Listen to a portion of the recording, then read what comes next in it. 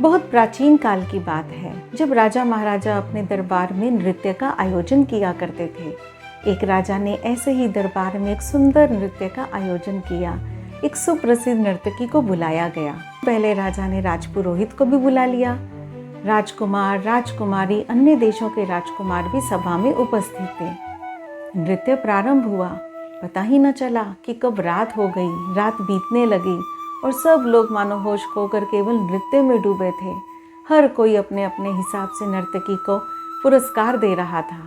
राजपुरोहित भी बीच बीच में स्वर्ण मुद्राएं देते जाते। अचानक नर्तकी का ध्यान तबला वादक की तरफ गया, जिसे ऊँघ आ रही थी, जो सो रहा था, यानी उसे नींद आने वाली थी। तो नर्तकी ने एक दोहा पढ़ा ताकि उसे उसकी नींद खुल जाए। उसे लगा कि कहीं राजा इसे दंडित ना करे, तो उसने दोहा पढ़ा जो कुछ इस प्रकार से था। घनी गई थोड़ी रही, या में पल पल जाए, एक पलक के कारणे यूं ना कलंक लगाए। तो जैसे ही दोहा सुना, तबला वादक एकदम से जाग गया। उसकी नींद खुल गई। उसने कहा, अरे ये क्या हो रहा था? इसने तो मुझे बहुत बड़े दंड से बचा लिया। सही तो कह रही है, थोड़ी रात बची है, वो भी निकल जाएगी। और वो बड़े सतर्क होकर तबला बजाने लगा। अब इस दोहे को सुनकर राजपुरोहित उठे और उन्होंने सारी स्वर्ण मुद्राएं जो उनके पास थी वो उन्होंने नर्तकी के चरणों में डाल दी और कहा कि तुमने आज मुझे बहुत बड़ा ज्ञान दिया है। इतने में राजकुमारी उठी और उसने अपने गले से सुंदर बहुमूल्य हार उतार के नर्तकी को दे दिया। फिर उसके बाद पुत्र उठा, जो राजा का पुत्र था वो भी उठा और उसने भी अपना मुकुट उतारा और नर्तकी को दे दिया। राजा हैरान परेशान, ये क्या चल रहा है? सभी का यही हाल था। इतने में राजा उठे और उन्होंने कड़कती आवाज में कहा, ये क्या हो रहा है? ए नर्तकी, तूने ये क्या लूट मचाई है? नर्तकी बेचारी खुद हैरान थी। सबसे पहले वो राजपुरोहित बोले, महाराज क्षमा करें, मैंने अपनी पूरी जिंदगी अच्छे कामों में लगाई, भगवान का नाम लिया, और अब इस बुढ़ापे में मुझे क्या सूझी, मेरी बुद्धि भ्रष्ट हो गई थी, जो मैं नर्तकी का नृत्य देखने चला आया।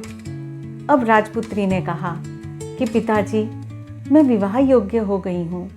मैं एक युवक के साथ आज महल छोड़कर भागने वाली थी, पर इस दोहे ने मुझे कहा कि नहीं, ये कलंक होगा, और मैंने अपना विचार बदल दिया। इस कलंक से इसने मुझे बचाया, इसलिए मैंने इसे अपना हार दिया। जो उनका पुत्र था वो तो उसके चरणों में ही गिर पड़ा। उसने कहा, पिताजी महाराज, मुझे माफ़ कीजिए, क्योंकि आज मैं आपका तख्ता पलटने वाला था।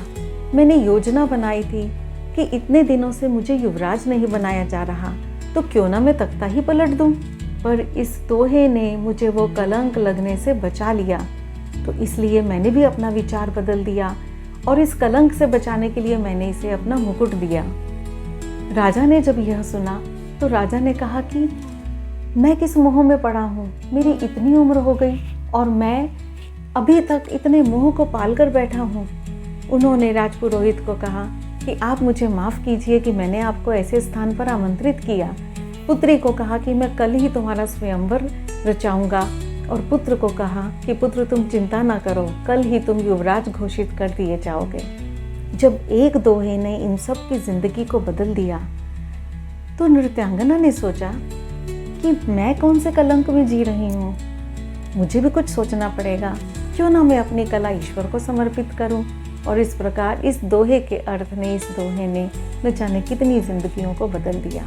तो कई बार हमारे साथ भी ऐसा होता है कि हम सब्र खो बैठते हैं। हमें लगता है कि कोई चीज़ मिलने में हमें देरी हो रही है, हम गलत रास्ते पे चल पड़ते हैं। तो ये कलंक ना लगे, इसलिए इस दोहे को याद कर लीजिएगा, और समय आने पर जो हमारा है वो हम तक अवश्य चल कर आएगा। तो स्वस्थ रहिए, मस्त रहिए, ज़िंदगी में आगे बढ़ते रहिए।